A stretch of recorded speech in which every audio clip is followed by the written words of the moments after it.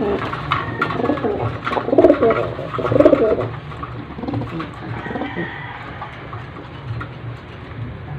ito nga mga paps, quick update lang para dito sa mga young bird na nakikita nyo ngayon.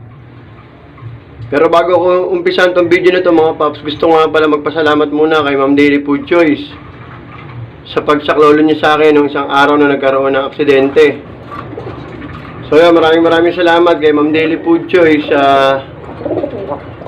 Walang pagdadalawang isip niya pagsaklolo. Dahil kung hindi dahil sa kanya mga paps, hindi ako makakauwi nung araw na yon. Dahil nga sobrang namamaga yung tuhod ko dahil sa nangyaring aksidente na sinalpok nga po yung aking motor. So kaya nga hindi po ako nakakapag-upload ngayon ng mga training, mga self-toss, mga paps na aking mga kalapate dahil sobrang namamaga pa yung tuhod ko. Kaya thank you ulit kay Ma'am Daily. So si Ma'am Daily nga pala mga paps ay isa sa pinaka-original na team papsi namin.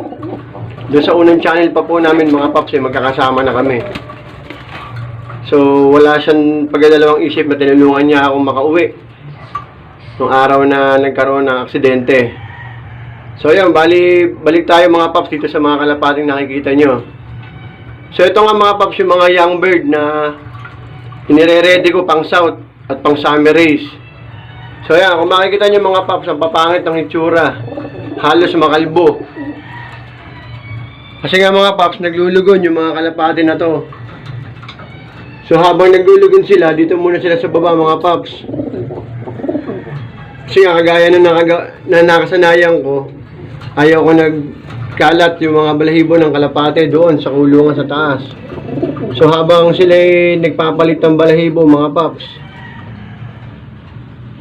dito muna sila sa bodega, dito muna sila sa isang cage. So yan mga paps, ang paglulugon nga pala ay natural way ng mga ibon. For example ng kalapate, ng pagpapalit ng kanilang mga balahibo. So yan, kung mapapansin nyo, katulad ito isang to mga paps, so, halos kalbong-kalbo na. So yun, natural way nila yung mga paps yung paglulugon para ilaglag lahat yung mga balahibo na dapat nila ilaglag.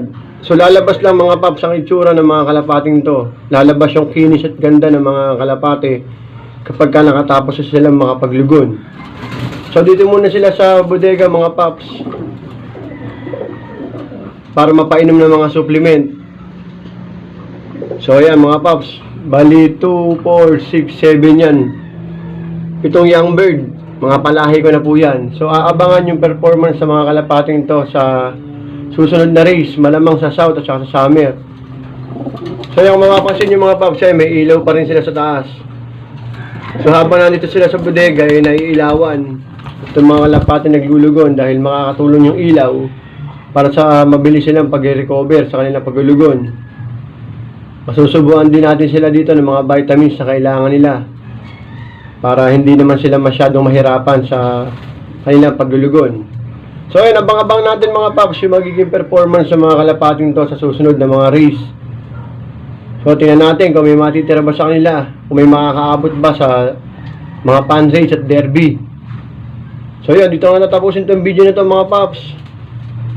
Shoutout sa mga kalapatids ko dyan. Good luck sa karerang paparating. Happy flying sa atin lahat.